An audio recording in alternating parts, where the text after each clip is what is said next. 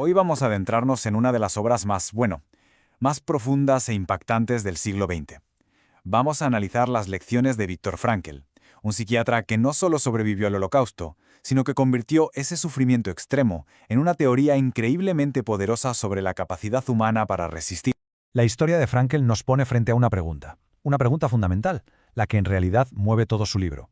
¿Cómo es posible que el espíritu humano sobreviva a algo tan impensable? Para Frankl, la respuesta empezó a tomar forma en el lugar más oscuro que uno puede imaginar. El campo de concentración se convirtió para él en una especie de laboratorio. Un laboratorio brutal, por supuesto, pero uno que al final desveló verdades universales sobre quiénes somos. Para poder entender su gran descubrimiento, primero tenemos que viajar con él a ese primer momento, a esa primera fase de su experiencia, la que él mismo llamó la realidad desnuda. A ver, intentemos imaginar lo que significa esa demolición de una identidad. Al llegar a Auschwitz, Viktor Frankl deja de ser quien era. Ya no es un psiquiatra de prestigio, ni un marido, ni un autor. De repente es el prisionero 119.104. Le quitan todo, lo despojan de todo, hasta reducirlo a un simple número, a una existencia completamente desnuda. En medio de todo ese caos inicial, él se aferra a lo único que todavía representaba su vida anterior, el manuscrito de su libro. Es que era el trabajo de su vida. En un acto casi de desesperación, se acerca un prisionero que ya llevaba tiempo allí y le suplica: «Mira, es el manuscrito de un libro científico, es el trabajo de mi vida». La respuesta que recibió fue como un golpe directo a la cara. El prisionero veterano, con una especie de sonrisa burlona, le soltó la palabra que más se oía en todo el campo: mierda.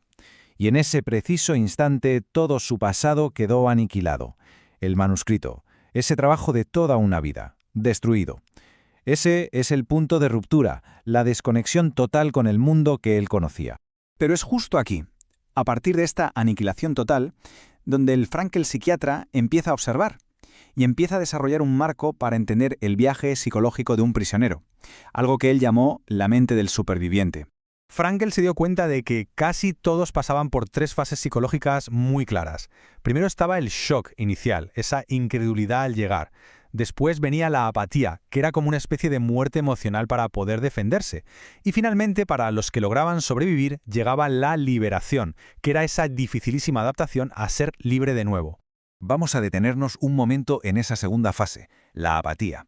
Frankl la describe como una muerte emocional necesaria. Y esto es clave, porque era un mecanismo de defensa. Para poder soportar el horror de cada día, el prisionero tenía que crear una coraza, un caparazón de insensibilidad. Veía escenas terribles sin sentir asco, ni piedad, ni horror. Sencillamente era la única manera de no volverse completamente loco. Y esto nos lleva directamente al corazón de su descubrimiento, a la idea más potente que sacó de todo aquel infierno, lo que él llama la última libertad humana.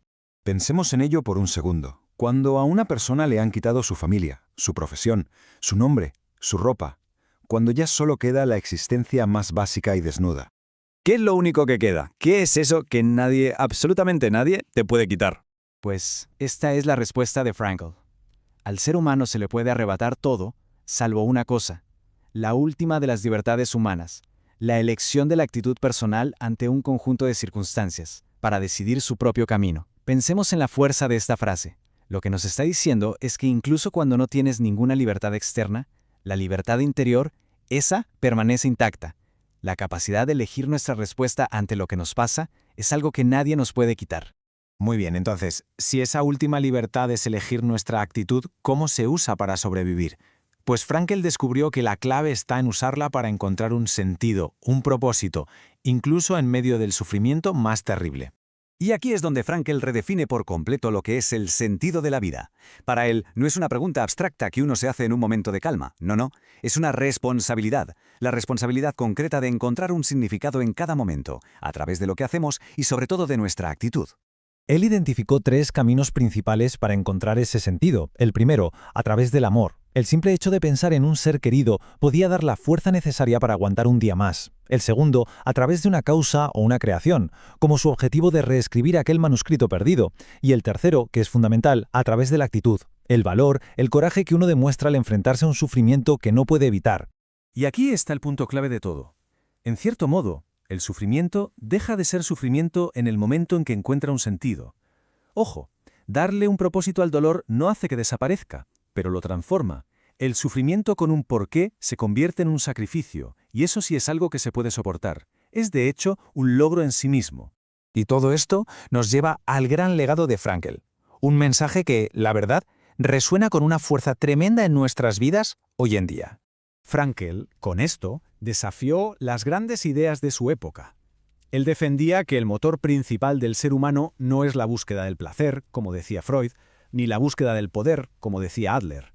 Es la búsqueda de un sentido, la búsqueda de algo que para nosotros sea significativo. Y al final, la pregunta de Frankl viaja en el tiempo y llega hasta nosotros, en nuestras propias vidas, con nuestras propias dificultades y nuestros propios dolores. La elección sigue siendo nuestra. ¿Qué sentido elegimos darle a nuestro sufrimiento?